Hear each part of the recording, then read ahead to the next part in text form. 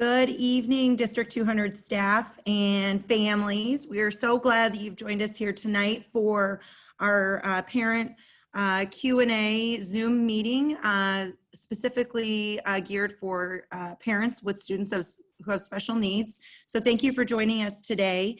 My name is Erica Loiacano. I'm the Director of Communications in the school district, and I'm going to be moderating tonight's meeting.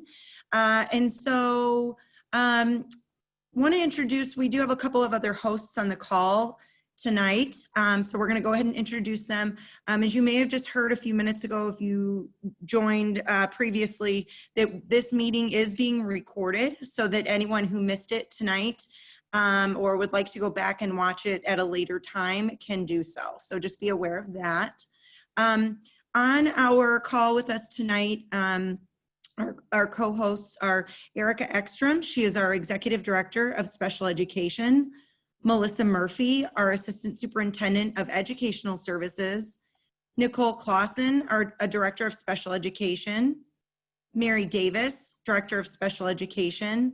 And Stephanie Mangini, Principal at Jefferson Early Childhood Center. So tonight we are going to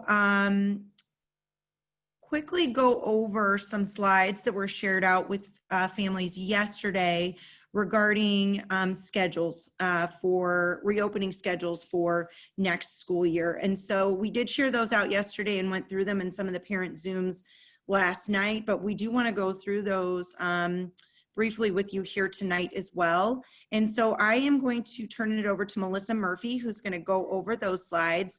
And right now I'm going to go ahead and share my screen so that I can present those slides for you. Just give me 1 minute. Thank you, Erica.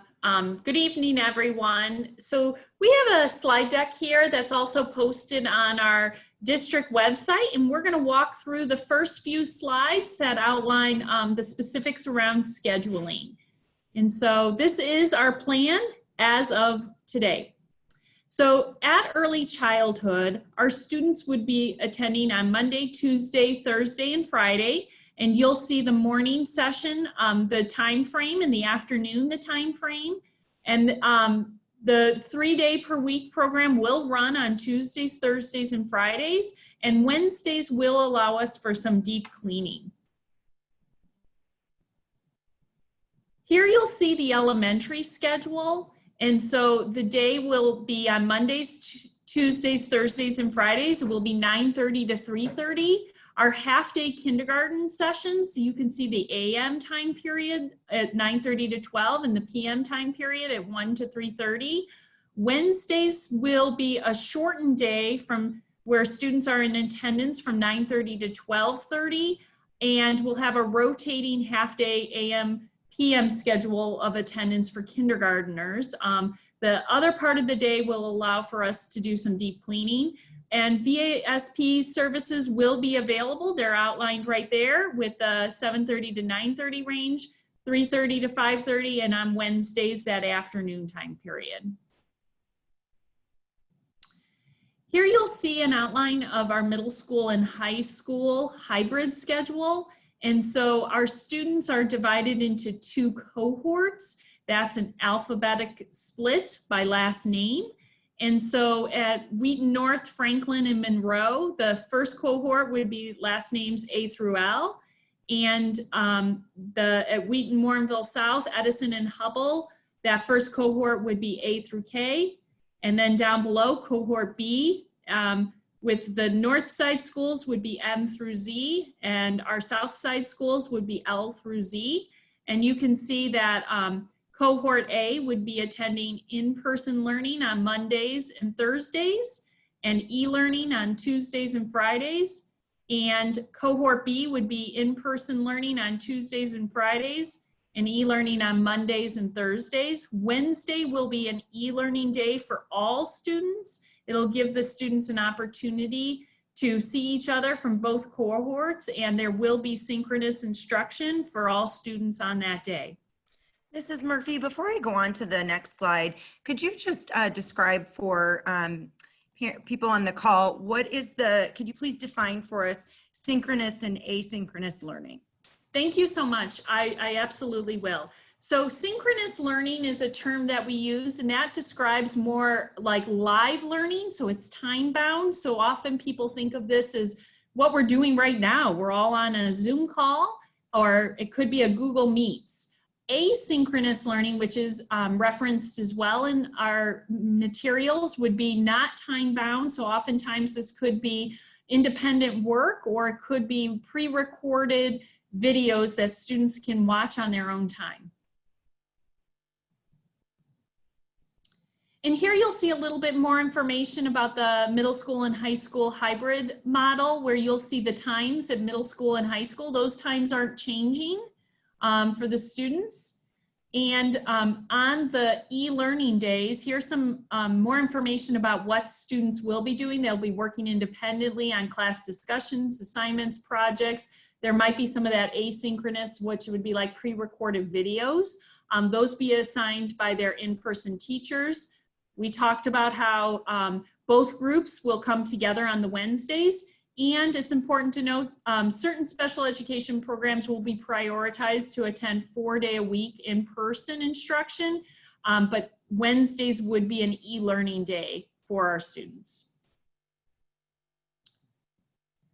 We do have several slides that outline some information about our virtual academy that are, again, posted on our website. I think the most important information for the folks on this call to have right now would be that our related services and our special education services will be delivered with what we're calling synchronous learning or live instruction through our virtual academy.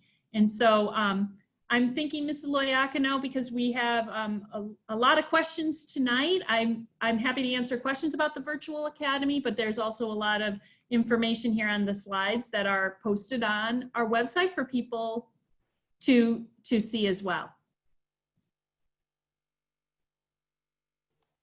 Melissa, do you want me to just keep moving through the slides? Yeah, that'd be fine, yes. So as you can see, there's outlined information about at every level about what that virtual academy experience is like.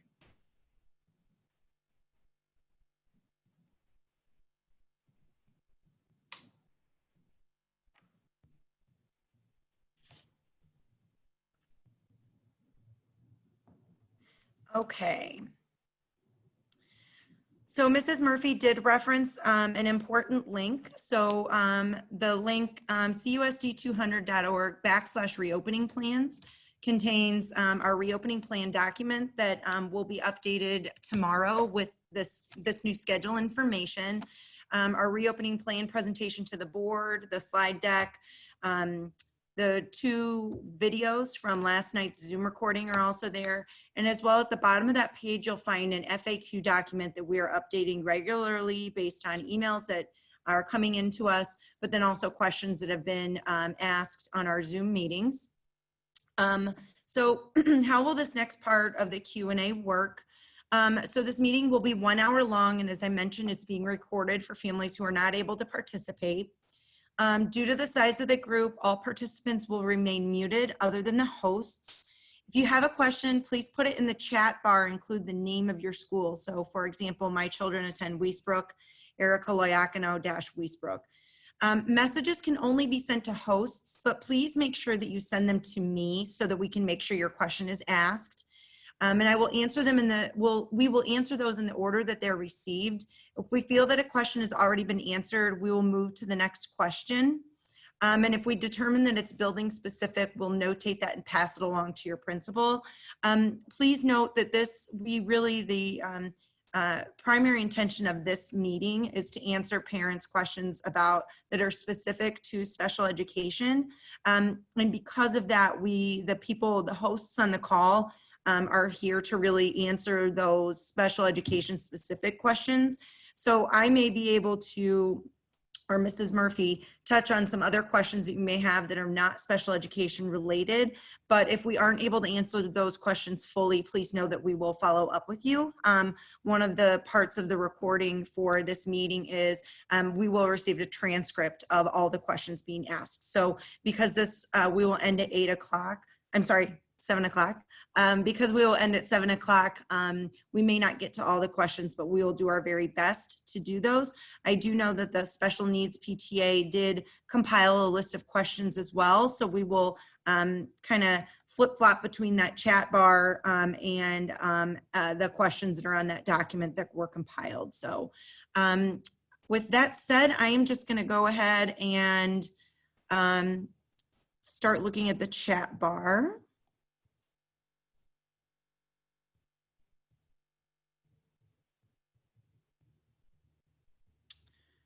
First question is for Stephanie. Can you clarify the schedule for Jefferson? Normally it's Tuesday through Friday. Is now 4 days in person, Monday, Tuesday, Thursday, Friday. Is there no class on Monday and Wednesday?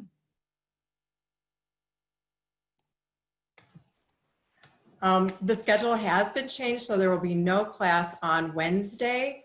That will allow for deep cleaning at the building level. However, we will have classes on Monday. So students will attend Monday, Tuesday, Thursday, and Friday, and that will be either if the parent chooses face-to-face or if they do the virtual academy. So both of those, we will not have instruction on Wednesdays, but we will have it on Mondays. And part of the decision around that was so that it was consistent with the elementary schools too. Stephanie, the next question is for you too. Will virtual learning or e-learning or learning activities take place on that Wednesday when students are not at school? They will not. So they will only be the 4 days a week. So again, it would be the Monday, Tuesday, Thursday, and Friday. Stephanie, again for you, what will the drop-off and pickup protocol look like? Normally teachers and students hold hands. Will that continue?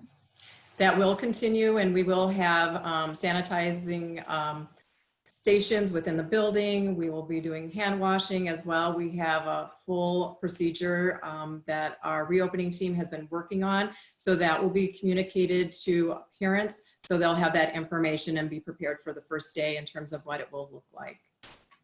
We will also require that parents and students wear masks, and we will be wearing masks as well. There was a staff member that asked which programs will be 4 days a week. I'm going to ask you to kind of clarify that question by asking it maybe in a different way on the chat bar. Are you asking about programs district-wide or specifically at a certain level? If you could just restate that question in the chat bar, that would be great.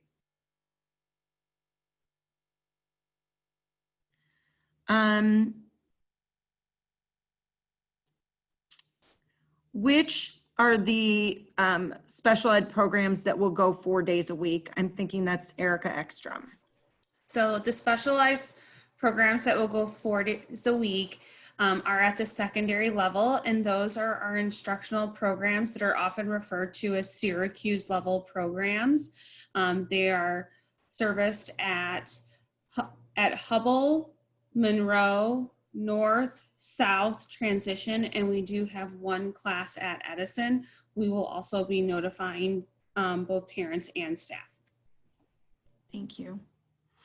Has the district considered delaying in-person schooling and possibly start the year remotely? I can answer this. I apologize.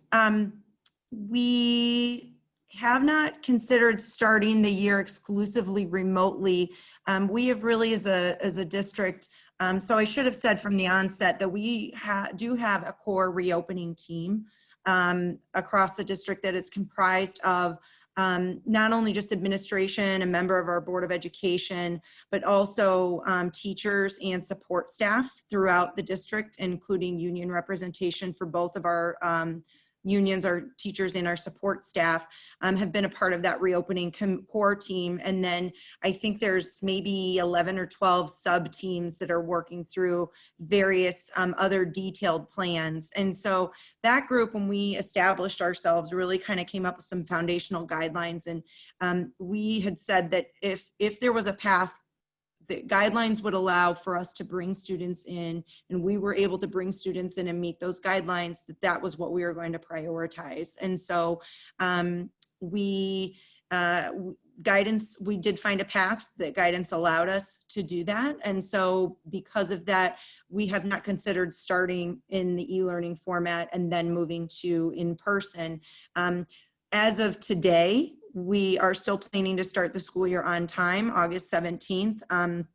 But as we are really working through very detailed plans, we fully realize that that's something that we may need to reevaluate, and that we've started having a couple of conversations about. So as of today, the start of school will be August 17th, but please, again, as with all of our plans, we encourage families to stay connected to us should things change.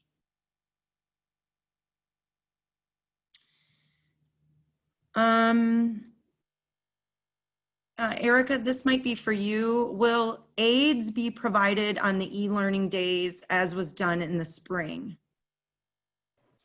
That's a great question. Our teaching assistants are vital members of our educational team. So at the start of the school year, our IEP teams will be looking at each student's individual education plans, and they will be updating those individualized e-learning plans that really detail what services will look like in that e-learning environment.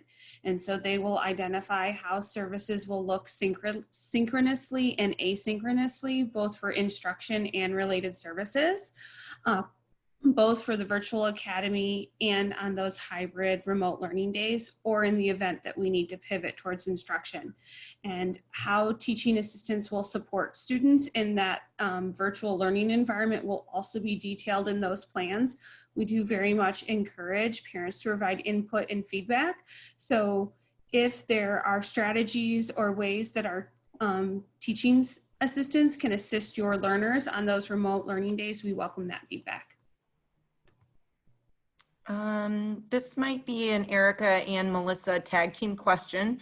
How will the special education virtual academy be handled when my child is also supposed to be in general education for part of his day?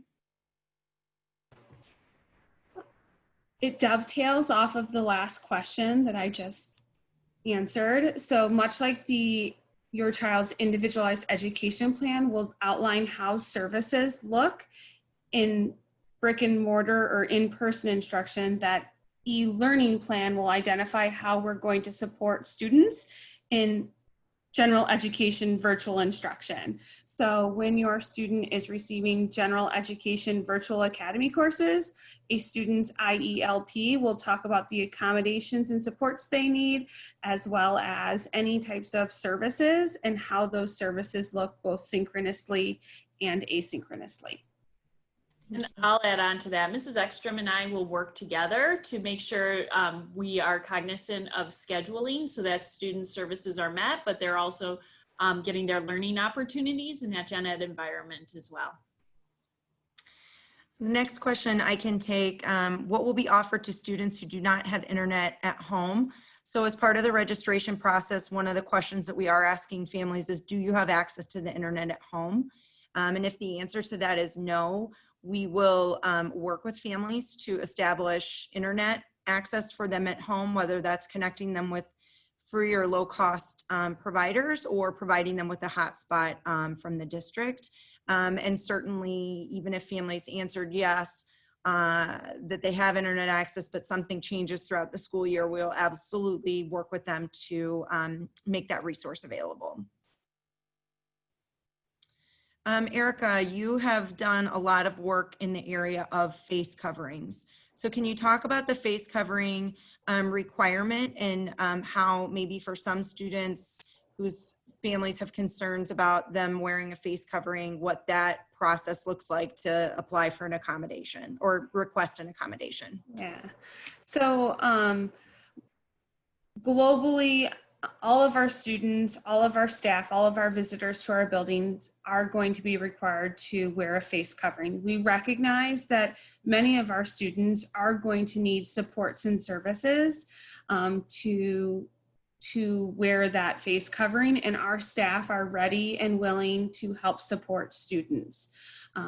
Much like many of their needs, they will need accommodations and explicit instruction in order to help meet that need. And so we've outlined some best practice recommendations. We've had reopening committees throughout the summer, working with our experts in our fields, our occupational therapists, our BCBAs, our health services staff, our speech pathologists, to outline a variety of recommendations, whether it's on the instructional side, from best practices in prompting strategies, visual strategies, social stories, reinforcement strategies, to help on the teaching aspect, or on the accommodation aspect in terms of alternative PPE, such as the clear communicator mask, so that students can see staff facial cues, but that we can also have some alternatives for students who need other types of facial coverings.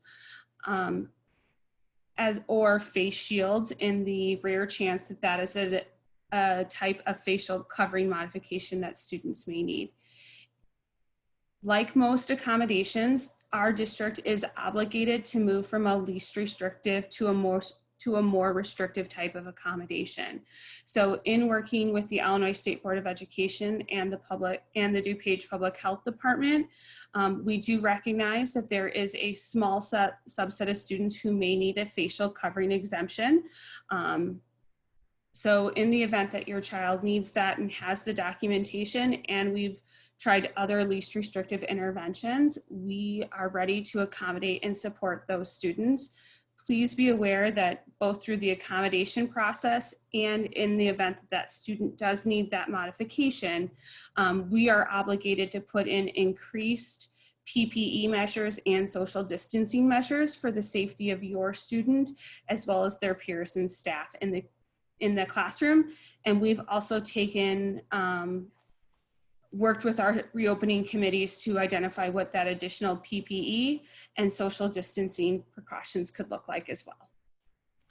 Thank you. There was a question about cleaning practices and how cleaning practices will look differently on Wednesdays versus other days. And so on a daily basis, student desks and chairs will be cleaned. And then there will be routines by level developed on the cleaning of those desks and chairs. And then all of our high touch, our high traffic hard surfaces. But then on the Wednesdays and the weekends will be more of like an entire classroom type of cleaning and disinfection that will take place. So it will be a broader scale cleaning effort on Wednesdays and on the weekends.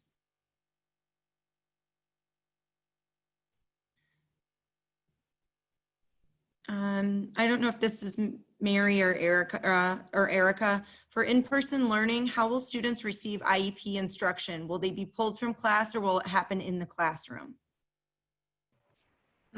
In-person instruction will be guided by your students' written IEP. So when you came for their IEP meeting last year, how it's documented. So that will be different for each learner depending on their needs, but their individualized education plan will outline that. And so in-person services will look the same as they pretty much have last year, with a few changes.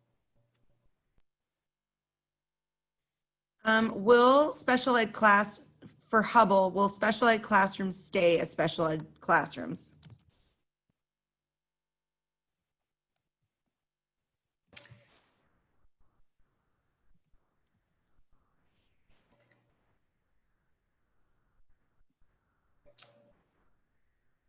Yes, special education services are there, to my knowledge, there are no programmatic changes occurring at Hubble. I think the question was more of the physical space, or will we have to move classrooms, I'm guessing. And the person that asked that question, if I didn't get that right, can you please go ahead and retype the question? So Erica, I think just based on that, that is going to depend on enrollment. So some classrooms where they were previously, a certain type of instruction took place, those types of rooms may move just across the board, just depending on what our enrollments are like. We have to maintain physical distancing requirements. And so because of that, some classes may change. It just, we don't know that yet until we see what our enrollment numbers will look like. Say Mrs. Liacono too, that kind of building specific question would be a really great opportunity to connect with Mr. Pilkington. I'm sure he would be able to better answer that question. Just working through, because some of the questions that have come through are the same and have been answered already.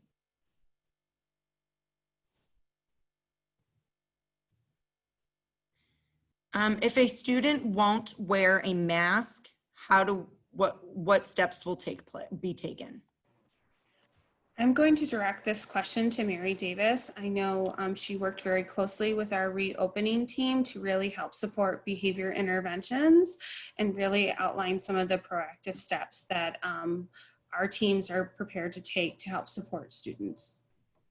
Sure, that's not a problem. So if a student has any issues wearing a mask, our teams are going to work really hard, as Ms. Ekstrom mentioned earlier in the call, to support them and help them along in developing their ability to wear a mask if at all possible. So we will certainly look at using strategies like direct teaching, social stories, visuals to help them, making sure that we allow for breaks.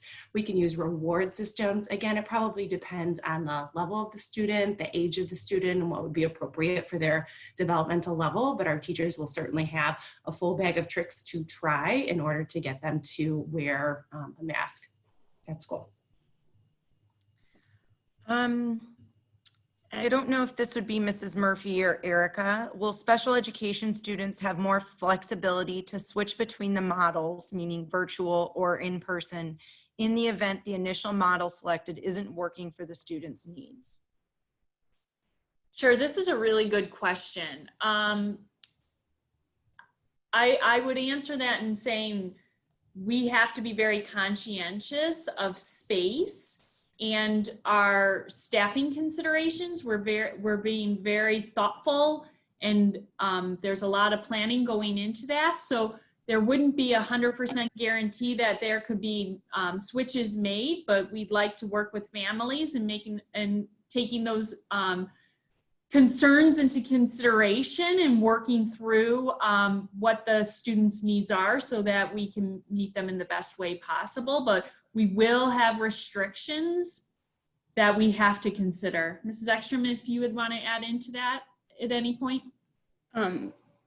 Like all of our instructional delivery systems, families are encouraged to reach out at any point that you feel that your child's needs need additional supports and services. And our IEP teams are going to work collaboratively with you to problem solve to address those needs. We still have the same obligations and requirements to ensure that we're providing free and appropriate education to your children. We may have to engage in some collaborative problem solving to look at our continuum of services because it may look differently in this new learning environment, but those obligations to make sure that we're still meeting their needs still exist. And so please, if you're noticing that your children need some additional supports or services, please don't hesitate to reach out. Thank you. Nicole, I'm going to turn this question to you. What will the schedule look like at the Transition Center?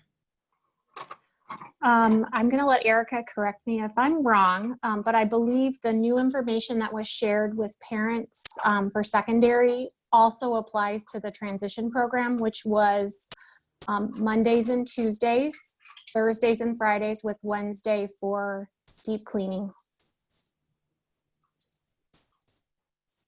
That is correct. So as of now, the same building hours are the same for transition with arrival and start time without Wednesdays. How will therapies such as speech and OT be conducted? This will vary by level. Related services will be provided in accordance with the building specific level. So at elementary, they will be provided according to the students' IEPs with in-person services. At secondary, they will be provided in a blend of in-person services when the students are in building, and also using the student's IELP for when the student is having their e-learning days on those out days. The student's IELP will help families and team members determine what blend of synchronous and asynchronous services are best going to meet for the delivery of those related services. And if a student is receiving virtual academy, the student's IELP will help determine what is the blend between synchronous and asynchronous related services to best meet those needs. Thank you. Melissa Murphy. Special education students who are in the virtual academy, will they still follow a strict schedule at home? But is it basically 5 clock hours accrued during the day, or is it at their own pace? Yeah, this actually really depends on the level, and at the early childhood and elementary level, there will be more synchronous instruction that will be scheduled. At our middle school and high school level, there's really 2 paths that our virtual academy could take. One path would be an online course provider, which would be more self-directed learning and also allow for a lot more flexibility. And the second path being instruction that would be provided by District 200 teachers. And so the difference there would be some scheduled live meetings, but most of our virtual academy work at our secondary level would be what we call asynchronous, that allows students to access that learning at different points in time in the day. Thank you. Mary, you kind of touched on this a little bit regarding masks, but talk about students who don't understand what it means to maintain physical distancing, and if they struggle to understand that concept or maintain that physical distance, how will we support that student? So again, it would, excuse me, again, it would probably go back to their developmental level, their age level, and what kind of instruction would be important and appropriate for them. But I do know that there are committees working for each different type of programming that will really hone in on how to do that best with their types of students and their student needs. So I know there are committees that are recommending that teachers spend a good amount of time at the beginning of the year and throughout the year explicitly teaching how to do that. I anticipate there be markers in some classrooms to allow students to see that maybe visually on the floor, things like that. Additional, other visual supports that would help teach the students along with the supports of the adults in the classroom. Thank you. Erica, this is probably for you. If virtual academy is chosen and my student receives direct minutes for PT, OT, and SLP, will this be in the form of teletherapy, or will therapists come to their home, or will families have to come to the school? If the student is attending the virtual academy, services will be provided virtually, and the services will be a blend of both synchronous and asynchronous services. So it'll be a mix of those live in person, which is what we call synchronous, as well as a blend of some asynchronous lessons, those pre-recorded video lessons, or various activities to reinforce the skills. All of that will be outlined in that student's IELP.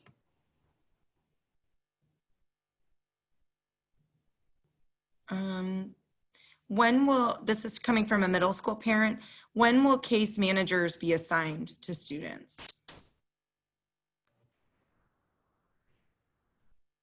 Case managers are usually assigned right at the start of the school year, and right now we are waiting on the finalization of registration so that we could look at building enrollment as well as virtual academy enrollment in order to finalize case management rosters.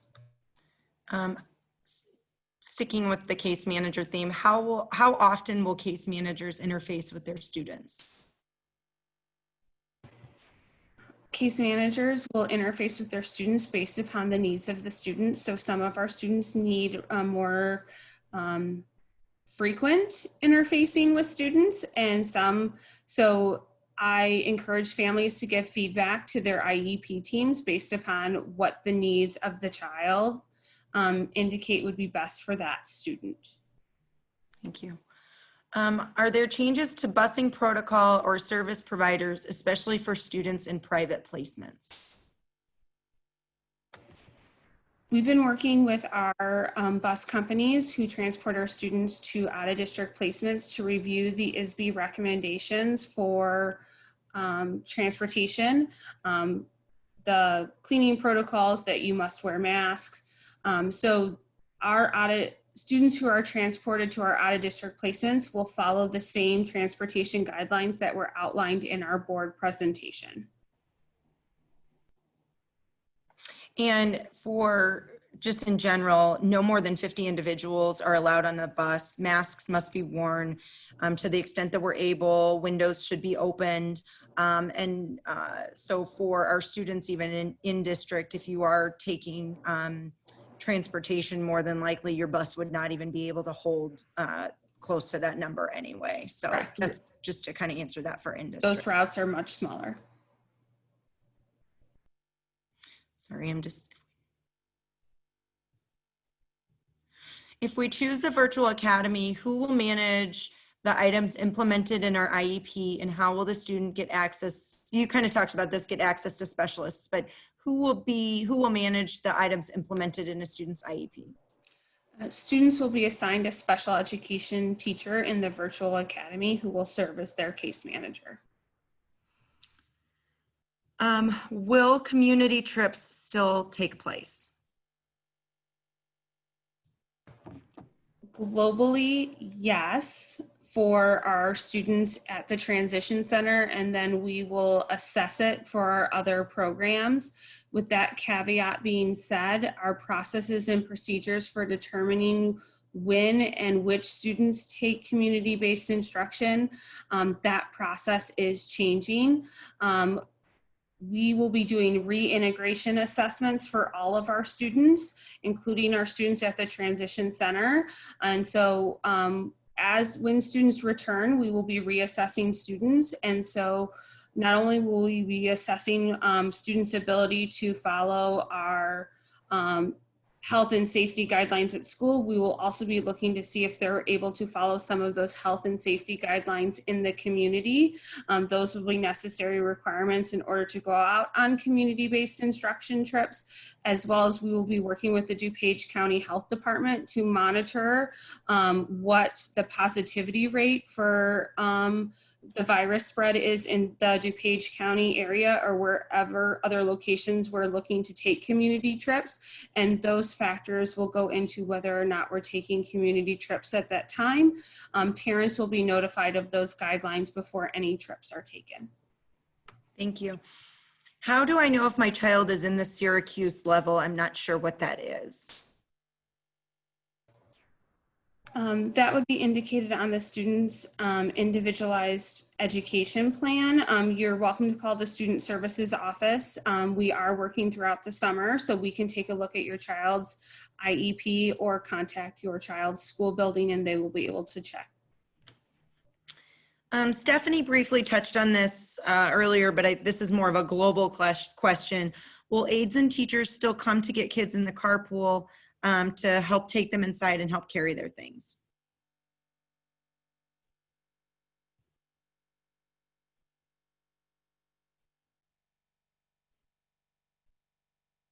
I don't know, Mary, do you want to take that one? Or Erica, have you been working in that area? Can you repeat that question again, please, Erica? Sure. Will aides and teachers still come to get kids in the carpool line to take them inside and help carry their things? Each building has a reopening team, and each building is working on arrival and dismissal, reopening, arrival and dismissal processes and procedures. I encourage you to reach out to your building administrator regarding their arrival and dismissal procedures. Thank you.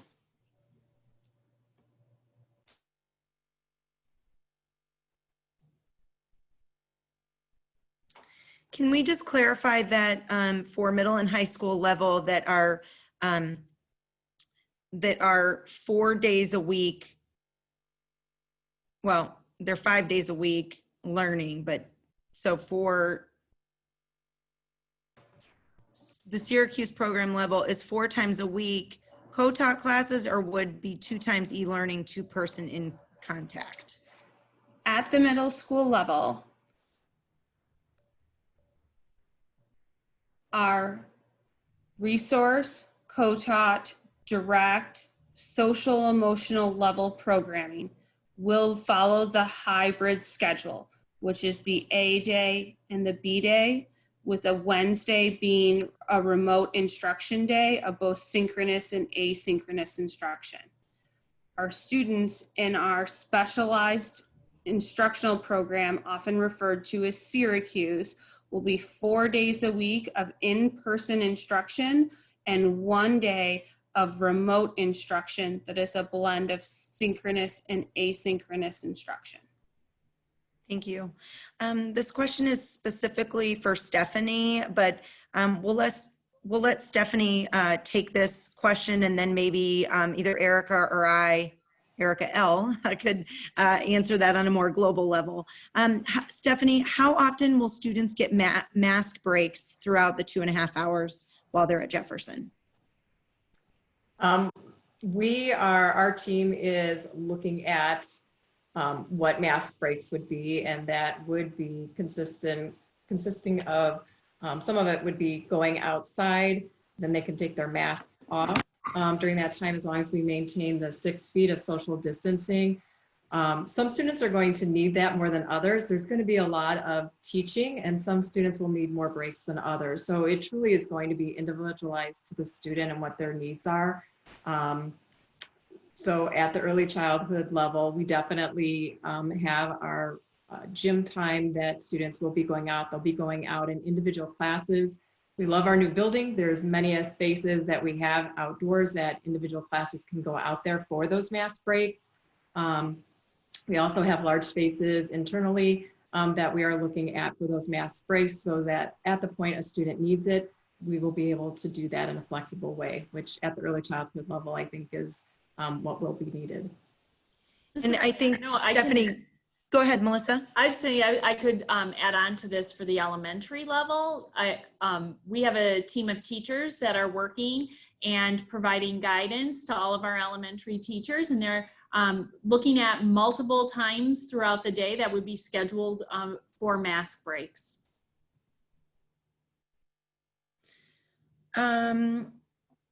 Mary or Erica, can you talk a little bit more about how speech therapy will be done with students wearing masks? We do have a reopening committee that currently right now is working diligently to issue best practice guidance on specifically what speech services should look like. Globally, though, ways in which we're helping to support our related service providers. We are ensuring that our special education staff receive those clear communicator masks.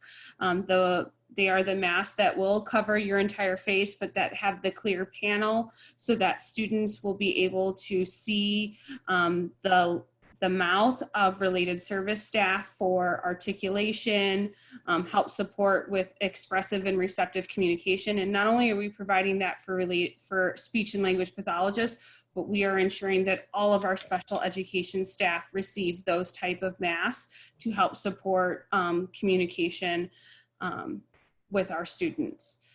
We are also ensuring that our related service staff have access to plexiglass shields. And again, we have a reopening committee who is working on issuing guidance for what is best practice for related service. And that may look differently at each one of the levels as the students' developmental needs change. So speech services will most likely look different at early childhood than it does at high school.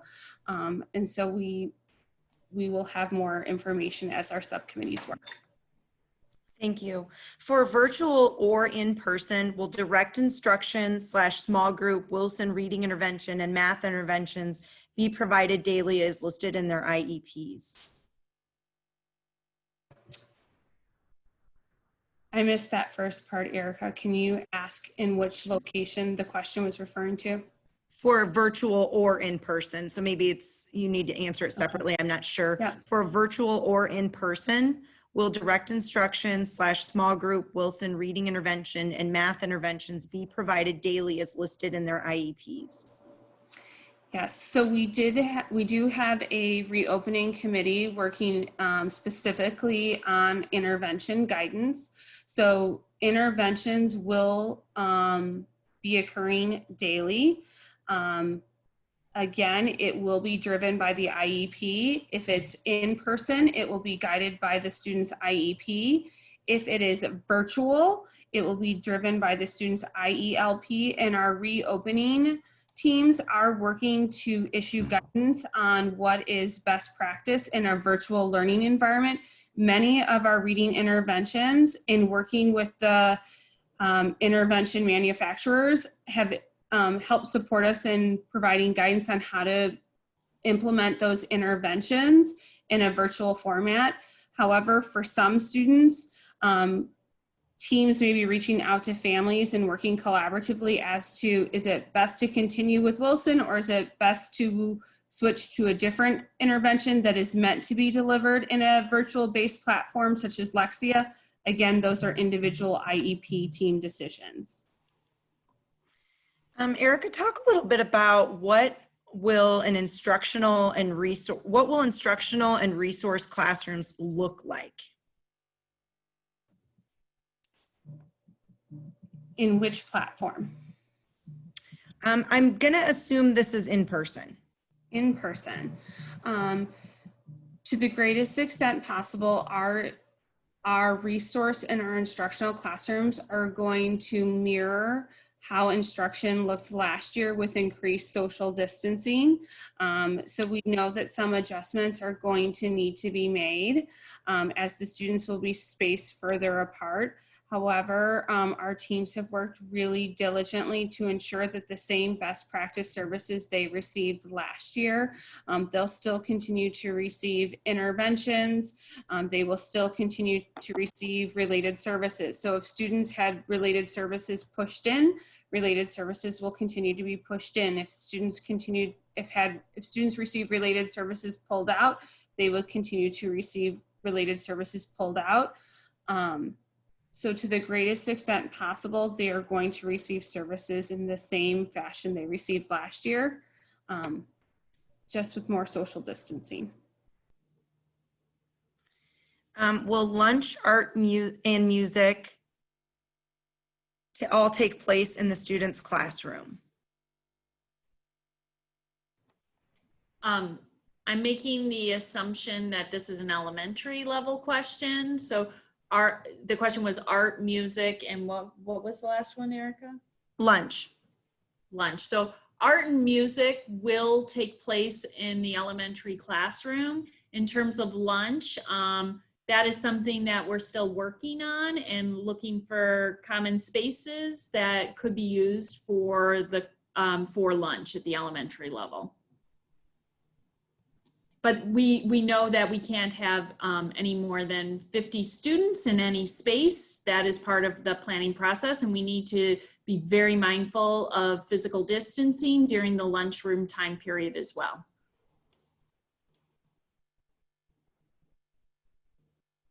Just going through questions, just give me 1 second.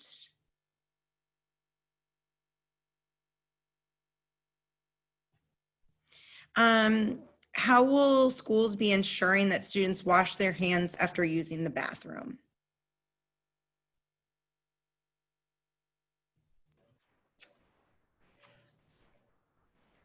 I do not, I guess I'll kind of take that. I don't know of any specific plans to ensure that they've washed their hands, but kind of going along with what was said earlier, that at the beginning of the school year, there is going to have to be a very different type of student orientation process. And some of that is going to be talking about building new routines for cleaning hands. And so every classroom in the district will have hand sanitizer. There will be hand sanitizer frequently placed throughout schools at the entrances and exits, so that while hand washing will be strongly encouraged, that hand sanitizers will be readily available. And so schools will implement routines around, you know, sanitizing your hands when you come into the building, after you use the restroom, after you have snack, after you eat, before you eat, upon exiting the building. And so we'll be building in a lot of those different types of routines.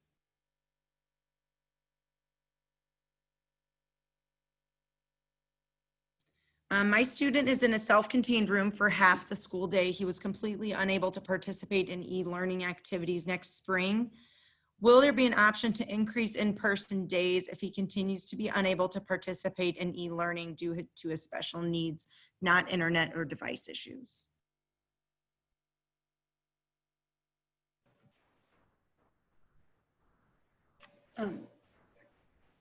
So for our in-district special education programs, if you're at a secondary program, our specialized programs will be having in-person 4 days a week, and then 1 day will be remote learning, and our special education teams are working to make sure that the remote learning activities will be at that student's readiness level.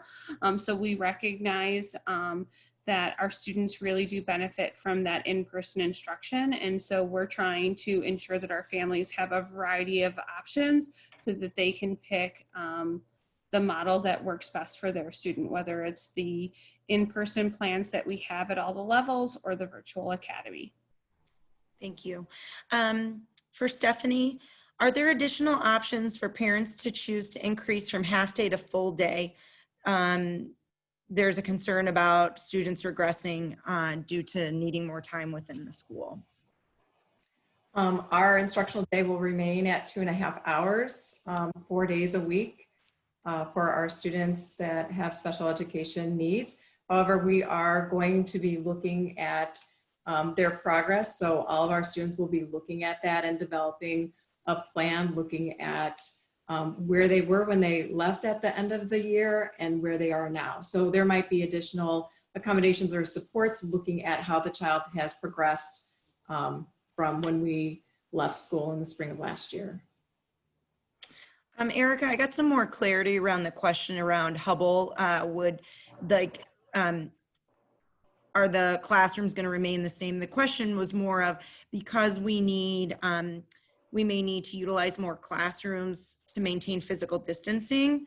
So there might be more of a need for general education classrooms due to physical distancing measures. Would that mean that special education students would need to switch classrooms more frequently than they normally would?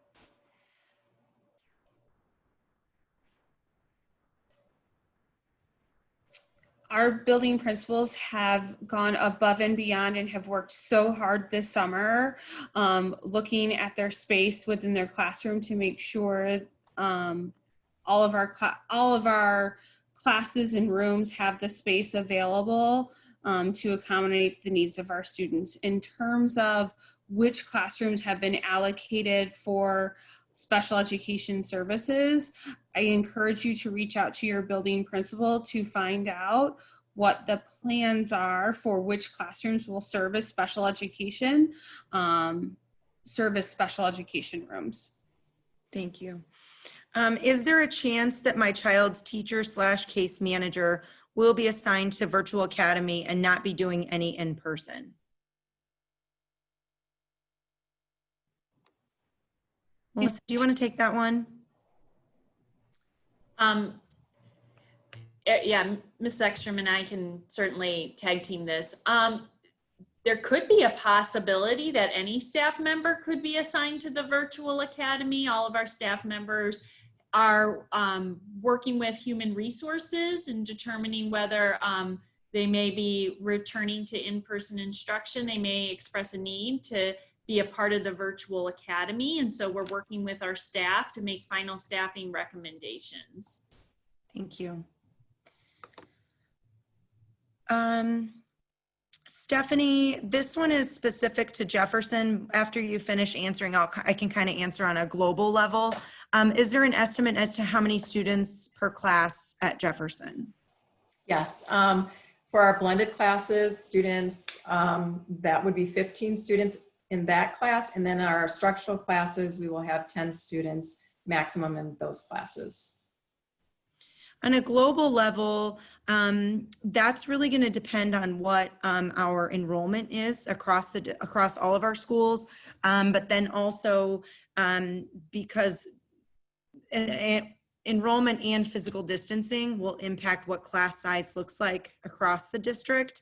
And so we do know that class sizes across the district will probably be lower than in typical years, but at the middle and high school level, because only half the amount of students will be coming to school each day. But then at the elementary level, because we need to maintain that physical distance, we will have to, in some cases, increase our sections, thus lowering our class sizes.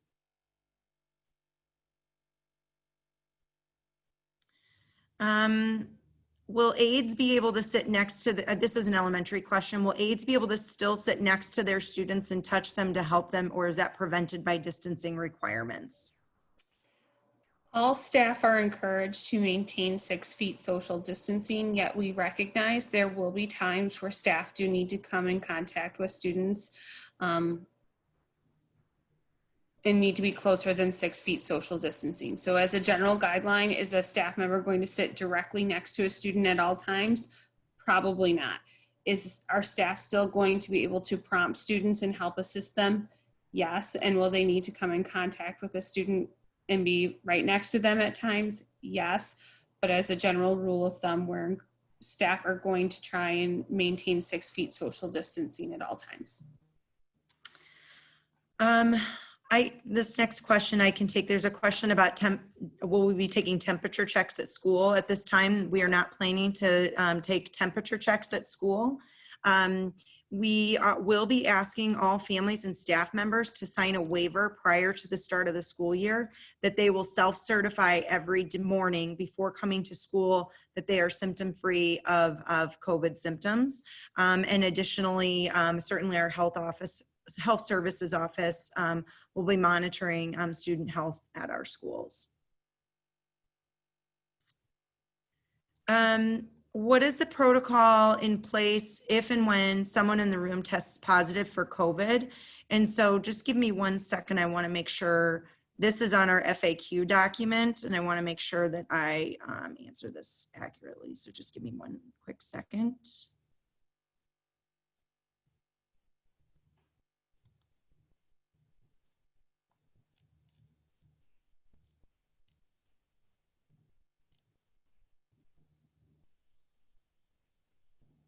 In any instance where a student or staff member is confirmed positive for COVID-19, the Health Services Chair, Sue Vasco, will work directly with the DuPage County Health Department to assess the situation, conduct any contact tracing that needs to be made.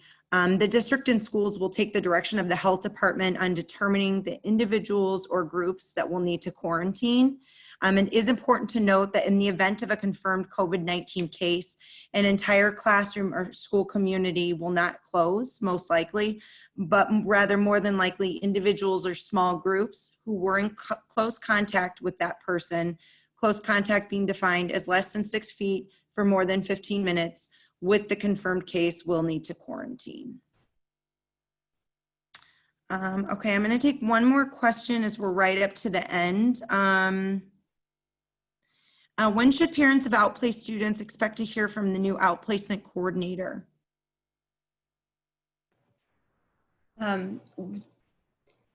Kate Millard will start the first day of school, so you should hear from her around the first day when we return to school on August 13th. I do know that Kate has started to work intermittently. She does have Kathleen Harm's old telephone number, so if you continue to have Kathleen Harm's number, you do have Kate Millard's number.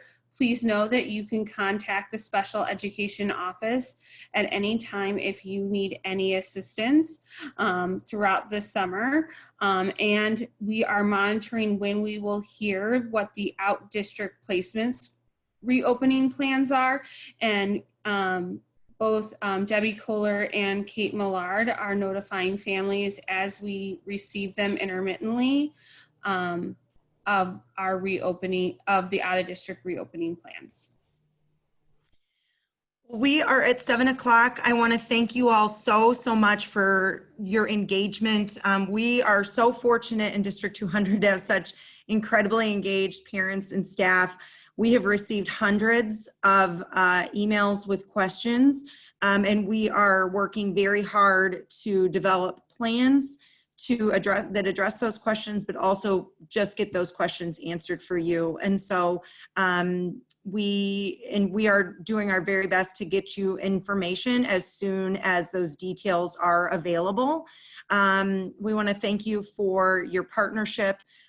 We know that we need to continue to partner with you to make this school year as best as it possibly can be. And so in the chat bar, I did put for everybody the link to our website where you can find more of our reopening plans information, as well as Erica Ekstrom's email address for special education specific questions. And then if you have any other questions that maybe didn't get asked that you want to ask, I'm putting the communications email address in the chat bar too, that those come to me and I will either answer those questions or get them to the right person for you. Again, this meeting has been recorded. So tomorrow we will get this uploaded to our YouTube channel and then put a link put on our reopening plan section of our website. And we also will have a transcript of all of the questions that were put in the chat bar that we did not get a chance to get to. I think we had about 50 additional questions that we were not able to answer. And we do anticipate the need to do future Zoom calls either at the district level or please expect your building principal will be doing some meetings in advance of the school year to start to really answer those school specific questions for you. So Erica, Melissa, Stephanie, Mary, anything else, Nicole, that you want to add before we go? I just want to thank you all so much, and please don't hesitate to reach out to our office as you have questions. All right, have a good night, everybody. Thank you.